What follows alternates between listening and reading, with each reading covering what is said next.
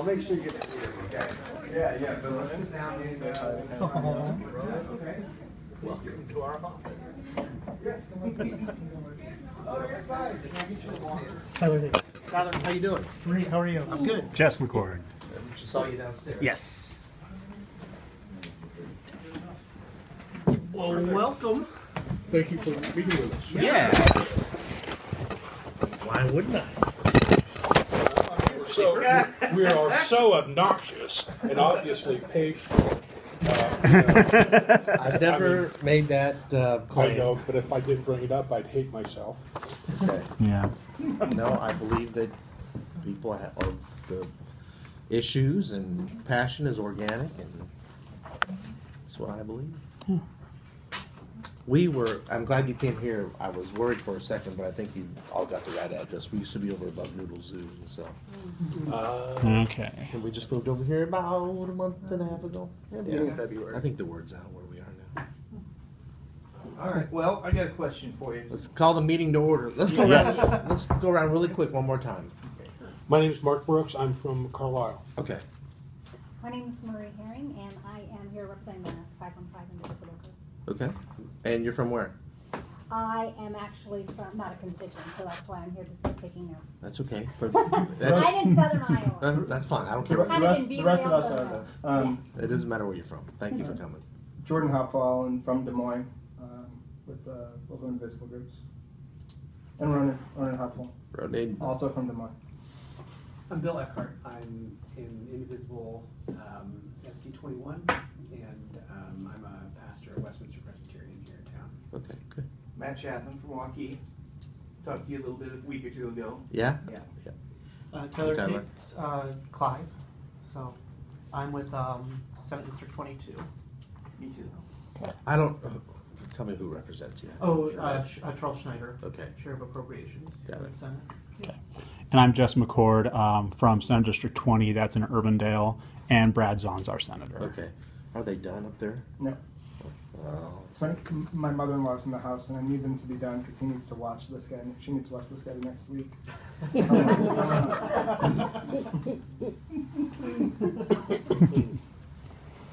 Okay, well, It's an easier job. if we're ready to roll here. Yeah. I just wanted to. And this is Andy. I'm sorry. Oh, hi. Hey, Andy. Nice to meet you. Andy's a person too. Love the stash. Thank you. Well, your vote on the ACA is what I wanted to ask you about, basically. Well, For let's the be clear, ACA. there wasn't Or not the an ACA, official the- vote. Right. But the American Health Yeah, Care. but I came out at that time was about 6 weeks ago. They were trying to start it out, trying to cobble something together, and I Yeah. could not support it. Yeah, or that's what you're Yeah, exactly and I right. made that public. I shouldn't. Yeah, you made that public. And my And- leadership was very happy with me, as you I'm sure. probably heard. Funding, Sure. isn't they?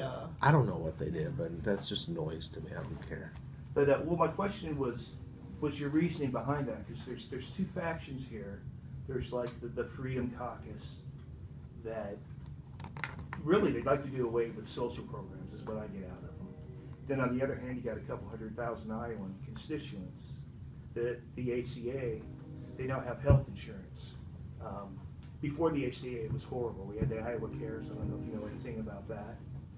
I know of it, but I can't tell you that. Yeah, you probably had about 10% of the coverage that you get once the once the Medicaid expansion was taken. And so basically my question is, I just want to know what your reasoning was for coming Sure. out publicly Yeah. saying I was against that. Is it because of the folks that would lose their health insurance? Or would it be more because you were siding with folks that thought that the repeal didn't go far enough? Well, first of all, on something like healthcare, you need to take a lot more time, I think, to air it out, see what was in the proposal. Mm-hmm. It wasn't clear what was really in the proposal. It seemed to be changing because they were trying to pacify the Freedom Caucus and then this Tuesday group and then other members, and it wasn't done in an open, transparent process, and that bothered me. Okay. And then, so I think a bad process will equal bad policy in the end. I think you have to have an open process now. I'm not sure we're still getting that yet, because right now it sounds like people are talking on texting or phone calling or whatever, and that's not, you know, a hearing is not taking place right now, or GOP conference isn't taking place right now in talking about a lot of this. So process-wise, also, I wasn't convinced that premiums would come down. Okay. I was concerned, being a state that is expanded Medicaid, what that really meant. It was still unclear. Also, there was Can you clarify it? there was talk about also just injecting it was a $15 billion state stability fund. What was that used for? What kind of flexibility did states have to help with lift up premium or premium support, or help? Does that help with Medicaid? Does that help with high risk pools? And when it came down to the afternoon where we were supposed to have, or the next day, supposed to have a vote on an arbitrary timeline, they wanted to do it on the 7th anniversary or 8th anniversary of the Affordable Care Act. I'm like, that's ridiculous. Let's get good policy, not just try to hit a timeline. We would have been voting on something that would not have been in print. Okay, so which position would you find yourself more aligned with, I guess, would be my question then. And in the future, when this comes up again, because it will, what could they add to it that you would be in favor of it? Well, I want to make sure that premiums, the cost curve goes down. Yeah. Pre-existing conditions, we talked about community rating the other day, and I don't know what's happening with that right now, but I did see that a pretty important voice on this, the chair, Greg Walden of Oregon, the chair of the Energy and Commerce Committee. He was worried that community rating would go away, and what that would do with pre-existing conditions. Want to make sure that there's no cap. So, I mean, as a thing on that, I mean, the reporting that we're seeing, and you might be just seeing the reporting too. And I am seeing what you're seeing. Yeah, Tweets and blips in the news, and is that they are looking to do something quickly. At first they said Wednesday, but then we're not going to vote on this congressional next week. people said that you know, congressional White House was saying Wednesday, congressional sources saying no. Yeah, well, but and obviously it's in Congress, so yeah. congressional sources are better. But as it relates to sort of them getting rid of getting rid of sort of the community rating thing, what's being proposed is that states can basically take a waiver and get rid of it. Which I just want to know if you would support or oppose that, if that was what was in the bill. So at least what's being reported on, and the idea is, and worried about, you know, a stake here. I think that what the state legislature is doing is to the right of where you are personally, and I'd be worried that if you put that out there, this legislature would take the waiver, get rid of community rating, and then we're in that boat of going to the high risk pools. And if you look at the high risk pools as a history, there's a history of that, and that history is, it costs a lot of money. It costs people a lot of money for their insurance. And the high-risk pools, when they did exist, pre-existing conditions still were not covered for the first 6 to 12 months that you were in those high-risk pools. So it's sort of like, yeah, you can get insurance, but it still won't cover your pre-existing condition. That's the reason why you couldn't get the insurance in the first place. So last I heard, they're talking about an invisible high-risk pool. What does that mean? Do you even know what that means? An invisible high-risk pool? Yeah. Hadn't heard that one yet. Okay. I'm hearing about an invisible it's somehow different than a regular risk pool. I mean, the question is, why do we need a Rube Goldberg device when we can just keep community rating and keep the prices the same for people who have had issues and people who haven't? You know, because that's what you're trying to do. You're like, okay, we're gonna get rid of it because someone has a ideological problem with it for some reason, and then we're gonna create this other solution that has all sorts of places where it fails. Mm-hmm. So that's the risk here, as the White House in leadership. Well, I guess I can't speak for leadership because I don't know what they're chasing right now, but it seems the White House was chasing the Freedom Caucus. Mm-hmm. And the further you kind of go that way, you start losing more and more people in the Tuesday group. And I'm not a member of the Freedom Caucus or the Tuesday group. And so could I just, because my concern is just with the Medicaid expansion. Okay. And if that bill would have went through and got passed, the funding would be gone. 200,000 Iowans would probably revert back to the old program at best. And so where are you on that? If they there still has to be with Medicaid, there still will be some kind of federal right. help there. But it's a matter of won't how be much funded. flexibility do you It wouldn't be funded. give states It's- with that? The taxes that pay for it, and they come from folks that, I mean, none of us could even fathom the amount of wealth they have. And what they were looking at doing was cutting those taxes, not making them, so it would be non-funded, it wouldn't be funded. And then 24 million people across the country who got insurance through the Affordable Care Act would either lose it or get, just some really, lose 90% of their coverage. I used to have to drive from. That's a CBO Yeah. number. Yeah, 24 million. well, but the 24 million isn't necessarily Well, let's stick count with for Iowa because it is count for. 200,000. Okay. So for your constituents, if you voted yes on that, if you vote yes to removing the funding for the Medicaid in Iowa, they would all lose. So I just want to know just on that one specific, where you stand on that. Are you for removing the funding for Medicaid here in Iowa for the 200,000 Iowans that now have insurance? Well, I need to look at the legislation and ask some questions and see how that really affects Iowa. Because that's what it's it does. Because it's different between states that have expanded Medicaid. My understanding was that everybody who was currently on Medicaid would still be funded. Yeah, that it was. They would still be funded. they would still be funded. But it was in for a finite period, and they wanted Was to it move 10 forward. years? It was a It few was like a years. year or Three two. Okay. I think it was like 3 or 4 years, and I think the way the legislation was written, it's like if at any point you came off Medicaid, you couldn't go back on, and new people Right. couldn't come on. So it would die by attrition Yeah. and by And now no funded. new folks. No, it was going to be funded, but it was going to be it would go into a block grant. Or what they call a capita basis.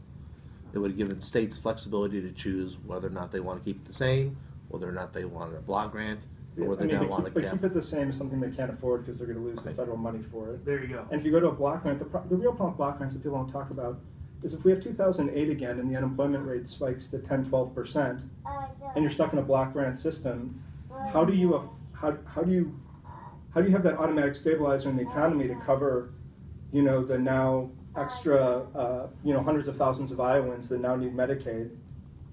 That it's not set up to deal with that, right? It's Yeah. intentionally not dynamic. Yeah. There you go. And that's a big problem. If we have a big shock in the system, you better bet the eligibility, the numbers of people who would be eligible would bump up considerably. Part of I think the philosophy of that was, or the hope, and everything works great on paper, right? Until you set things into reality, was that you would have more competition or affordability through the regular insurance market, where some people would be able to move off that and be able to also purchase cheaper insurance. Well, and the premise of that was that you'd be moving people out of the high risk pool into some other method so that the insurance could drop, so the insurance market could drop. But as George is describing, the methods for taking people out of the high risk system were not secure for that group. I have 2 kids who will have pre-existing conditions for the rest of their lives, and yeah, that's great while they're under our medical care. But at some point, they're going to either have to have it through an employer or buy it on their own, and the lack of security in those proposals is frankly cold-hearted. It is not allowing for there to be a safety net. for that Is it crowd. cold-hearted, though, to give states a voice in this? I mean, I know that's your fear right now with the current legislature. I would say it's And- cold-hearted because you're passing the buck to the states. And when you pass, I don't know what the language says, and I don't know who gets the authority at the state level, whether it's the legislature or the insurance commissioner or the governor or the head of public health. I don't know who gets a say in it. It'd be the governor, wouldn't it? Well- it probably go to the state lodge, but Maybe it's a combo, I don't know. It But- all depends on what the language says. Okay. And I don't know what's in play right now. And I'm not happy to tell you that. Yeah. But I mean- things are moving right now so, between Tuesday Group, leadership, White House. So in the future, when it comes up, if the bill is going to cut funding just hypothetically, for all those folks on Medicaid, where would you stand on that? I have to look at the whole picture. It's just But you think so? There, it I could don't be I don't want to acceptable pull you. I don't want to pull the rug out from Okay. anybody. I'm not just repeal and hey, Yeah. let's go back to the Yeah. old law. Let me ask another sort of on that. So couldn't support the other bill the way it was. It sounds like what they're talking about bringing forward is basically the same bill with the ability for states to basically waive out if they want on community rating and on essential health benefits. That's what they're talking about. If that's what's brought, would you still be against? And pre-existing conditions too. It sounds like there's a way for them to move everything to the high-risk pool so that. I mean, but that's the waiver. That's the waiver. That's the waiver, So I'm yeah, saying okay. If it's about a waiver on community rating, then and then Oh, yeah, high-risk yeah. pools, and if it's a waiver on essential health benefits, but otherwise the bill is exactly what you said you can support before, are you still against it? I want to see the language. I want pre-existing conditions has always been a big concern of mine, and that's always what I talk about first and foremost. I don't think people should be discriminated on. Now, if that changes to give the states a say in that may be a game changer for me. I would like to have some conversations with our governor or soon-to-be governor about what they think of that and what would you do with that authority. Because I need to have that conversation with them. You represent the Iowans. What is the Iowa government going to do with what you? And and I'm having more and more. I haven't had a lot, but I'm having more and more conversations because of what happened with Wellmark and Aetna and this group Medica. I think they insure only about 1,000 to 1,500 people. Yeah. I doubt they're going to expand coverage. They may see the writing on the wall. So if it's going to be the same bill, it's still going to 60,000 people are still going to lose insurance in the state. It looks like it's worse for pre-existing conditions than it was before, which you say is a big issue of yours. And a lot of others. And a lot of others. Yep. Your colleagues in the House? Yeah. Oh, yeah. I think it's a bipartisan. And so I know you want. Must. It doesn't look like we're going to get a position on you right here on it. You were against it before. We hope that you stay against it if that's what it is.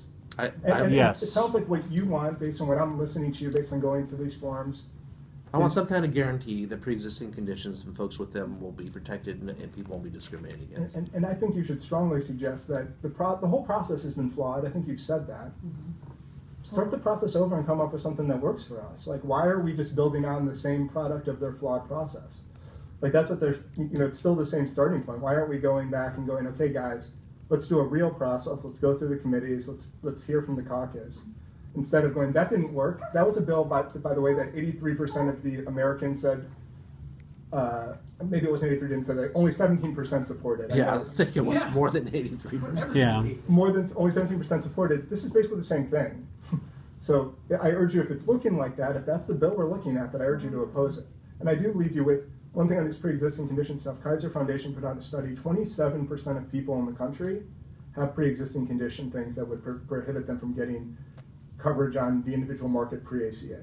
Now, a lot of those people still have coverage because of the employer market. But if they lost their job, if they were in a bad situation, that's 27%. Probably correlates pretty well to this district. I mean, that's a lot of people that, even if they're not immediately affected, can be affected just with one stroke of bad luck, one business going under, one cutback wherever they are. So I want to leave it at that. Thank you. And the cap is still a concern as well, right? Yes, the cap is definitely a concern. It should not. I mean, and it was a problem even with those high-risk pools, especially the caps that they put on them. Those are the people most likely. In the last, I know we want to get to the other issues, but the last thing I will say is the reason why the high-risk pools are so difficult to make work. 1% of the people in this country, the sickest 1% of the people in this country, account for 23%. Yeah. It's another Kaiser study. 23% of all the healthcare costs. So if you stick them in all in one pool, there's no way to make that work. Unless you charge them 23 times as much. Well, plus Or there's massive subsidies from the government to account for it. Much more. And it looks like they're cranking those up more and more. And maybe and probably they're going to be way underestimated. Because the only statistics are there were 35 states in the pools when they had them before. They were severely restricted. A lot of states had waiting lists. You had 6 to 12 month waiting periods before you could even get your pre-existing conditions covered, so that cut down costs a lot, but also screwed over patients. And it still costs those unit collective states about $1.2 billion a year. That's only 35 states. You take all those things out, I mean, it's got to be north of, it's got to be in the $10-15 billion a year range. Is that the consensus of you and I guess others here about the pre-existing conditions, protections, and Medicaid? Yes. Yes. I think that, and the pre-existing conditions with community, like pre-existing coverage with community rating. People with pre-existing conditions shouldn't have to pay more. That's why we have Exactly. insurance. So, Well, and with the Medicaid expansion coverage, I think is. Yes. Just to put a That's face my on it, focus. my granddaughter, my number 3 granddaughter, she's 22 years old, she's on her mom's insurance. She does not have any functioning kidney in her body, all right? If she loses her mom's coverage when she turns 26, she's gonna die, okay? That's what we're looking at, all right? And doggone it, my grandkids ain't supposed to die before me, you know? But that's just to put a face on it. Yeah. And it's the pre-existing conditions issue is not a partisan issue. I think it's been universally spoken on both sides of the aisle that there's got to be protections for that. Where those protections are and how they are, and who has some say in it is yet to be worked out. And I want to get back there, and I want to ask a lot of questions and sit down at the conference I and say appreciate where are the we. challenge of that. You asked the question about moving to the state level, and this is where, when it goes in, when there's no pre-existing condition, everybody's in the same pool, it's very simple, very clear, no place to hide anything. If you shift it to an opportunity of states having a say of waiving these things, then you have multiple levels of systems. And within those systems, there can be all kinds of people lost. Jordan, does he want a book? And we're talking about discriminating against people with disabilities. Might have to go for it. Okay. Do you want to give states the right to discriminate against people with disabilities? I mean, that's really, when you're talking about states' rights, you're saying, do the states have the right to discriminate against people? And I don't think the states should have that right. Well, I think it's a matter of all states are different, and But not with respect to 14th Amendment. And states, if they have that authority, those decisions are made closer to you, so you can have more of an impact running to the legislature, and being heard, and your voice being heard, and being able to advocate in a more clear fashion. I appreciate that. I appreciate the benefit of having it more local, but the other opportunity then is to shift it to the states and put a lid on it where they don't have the flexibility to expand in the way the federal government can be an umbrella to absorb it all. And that's my concern, that in the midst of this shift to the states, the national level is able to put some sort of cap, like a block grant. And then when things go tough, states are stuck with it and the federal government is untouched, and therefore unable to help at the state level, or set up in a way that they're specifically not dynamic, so that the states struggle, the citizens lose coverage, and the federal level is secured from it. And that's my concern.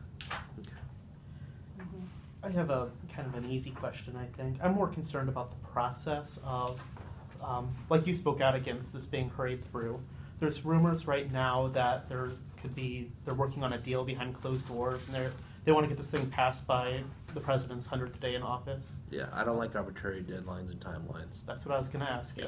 Is will you commit to slowing this down so we can at least read the bill, have a discussion in committee? Well, I've already Bother you. Yeah, he's already talked. Right. through my voice coming out publicly saying stop. Mm-hmm. That was a commitment right there. Right. And I put myself out there.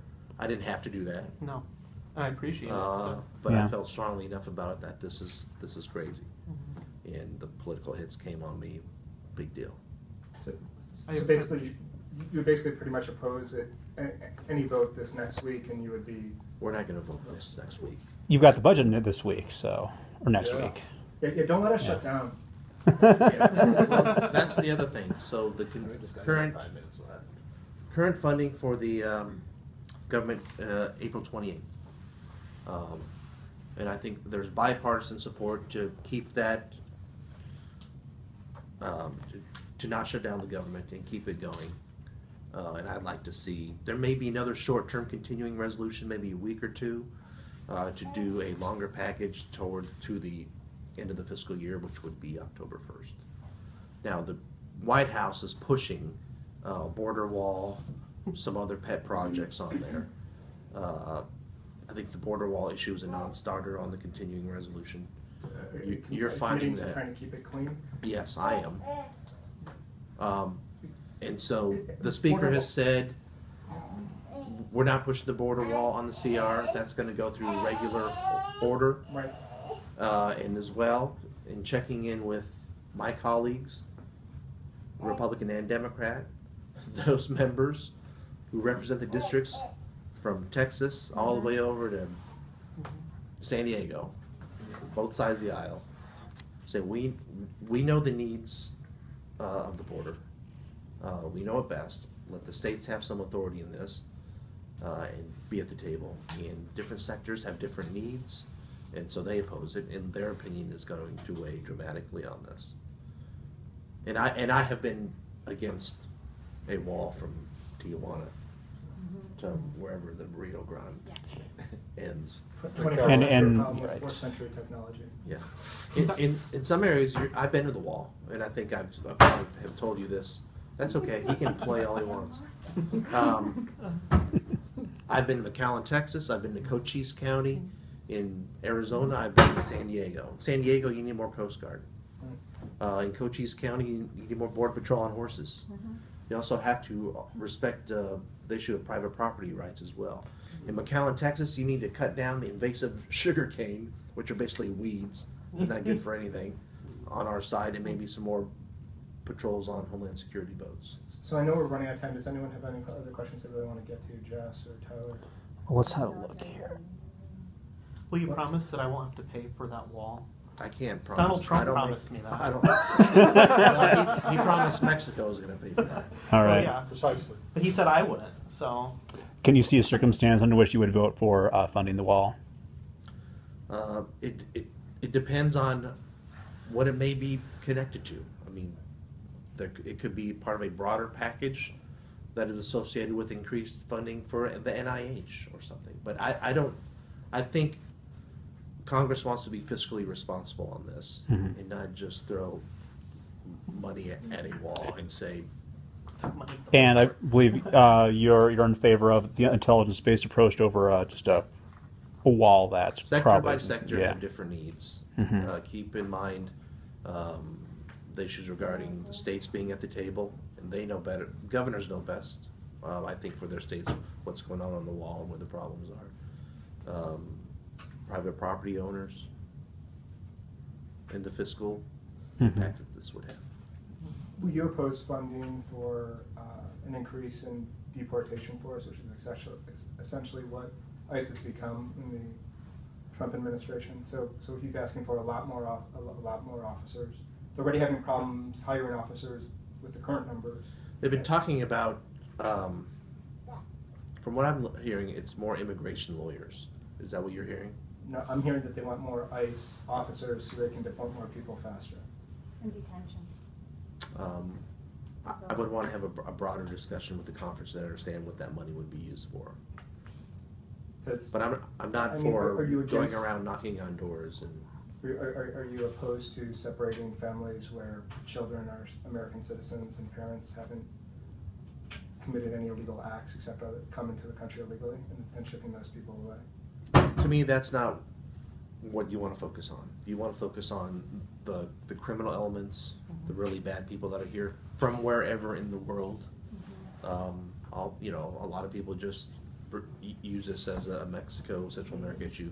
They're bad people from all over the country who unfortunately have gotten their way here and have done some bad things. I want that focus to be on them. And if they're gang elements from Moscow to Rio de Janeiro or to I don't care where they're from. Yeah. Where do you stand on sanctuary cities then? How do you define that? I asked, so I was down, where were we? We were at a town hall down in Well, just as an example. Fremont County said, Yeah. for some reason, we're listed as a sanctuary county for some reason because at one time we didn't do some kind of proper transfer, what does it mean? Concrete. Our the Des Moines chief of police said we're not Dana. interested in Yeah. supporting ISIS efforts or participating in ISIS efforts because if we do, victims won't come forward to us because they will fear we are going to participate in deportation. And that is our city's concern. Our city's concern, you can call it a sanctuary, there's been no sanctuary declaration by our city council, but our chief of police has said this will keep crimes from being stopped. This will make this group become an underclass and vulnerable to crime and keep us from being able to do our job. You could check with other police chiefs too. I know that the Polk County attorney and the FBI agents who work here and the U.S. attorney whose name I can't recall are also not in favor of necessarily cooperating with ICE. You know, or rather than what I mean by that is they don't want to inquire about immigration status when someone comes forward to them to report a crime. As far as I know, how do you define sanctuary city? And as far as I know, Iowa is not someplace you look at when you hear about this. The biggest thing when you hear about it is ICE often requests that police departments hold people for an extra 48 hours so that they can do all the stuff they need to do to get them into immigration custody, which is basically an unfunded mandate onto the cities and the states because ICE is telling them to do that, asking they do this, but not giving them money to Isn't pay that a for the violation cost of due process? do it. And there's no authorization. There's actually a Supreme Court precedent that state and local police departments are under no authority to do anything for the federal government. Like they can't be commandeered by the federal government. So that's the most common way that places that say like we're sanctuary, we won't do these 48-hour ICE holds because A, it costs us money. B, it has the thing of making us less safe. It's not these only communities makes us all less safe because crimes don't get solved and those criminals are still in our communities because the people who got victimized didn't come forward to tell it because they were afraid. Holding people without charges, I think, is a violation of due process. Polk County already has to send out prisoners to other counties because they don't have room for them. They're not going to have more room to detain. This would be pretty low on the spectrum for them. I know we're in but like this. I need to have a conversation with Dana Wingard and Deputy Tunks. This came to a fore for us because Jeff Sessions came forward to describe a threat essentially that they would be removing law enforcement funding for organizations, particular cities or departments that don't cooperate in this manner. And so that is the leverage that we're concerned about. And our hope is that there may be some way of attaching language and appropriations for this kind of funding that would keep, or at least pressure, the executive branch not to take those kind of actions against our law enforcement. And you can talk to them, I'm sure they will say the same thing. Have a conversation with them, and I'm expecting they're not going to be happy with the threats to defund them based on their unwillingness to take ICE actions that can keep the neighborhoods from coming forward. And you can also direct, congressionally you guys can direct ICE not to deport people, say, who are married to an American citizen or have U.S. citizen children.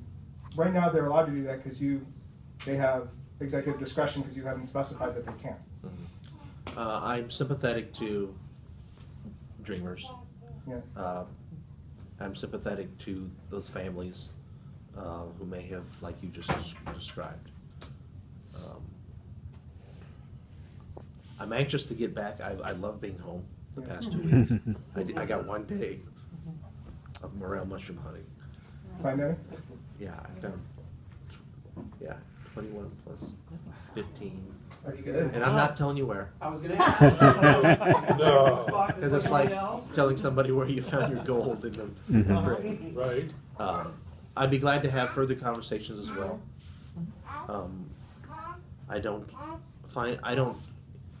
A lot of my colleagues, they're scared to death of town halls and sitting down with We've folks heard like you. I'm not. Well, I appreciate passion, but I appreciate this kind of civility. And if we can meet again. And the next recess, I think we'd all appreciate a town hall that was in the evening in Polk County. Yeah. That more people can attend. Okay. It seems like whenever I have a meeting, somebody says, I can't come, I've got to pick up my kids and go to school activities after work, or it's too early in the morning. You're never going to make everybody happy, but I appreciate that comment. Let me bounce one thing, just yes or no. Would you support reinstatement of the draft? I hope we never have to go back to the draft. I like being in the last weird group of people that were subject to the draft. You know, I don't either. But in the conversation we had the other day about the military, you know, we talked about, you know, troop established by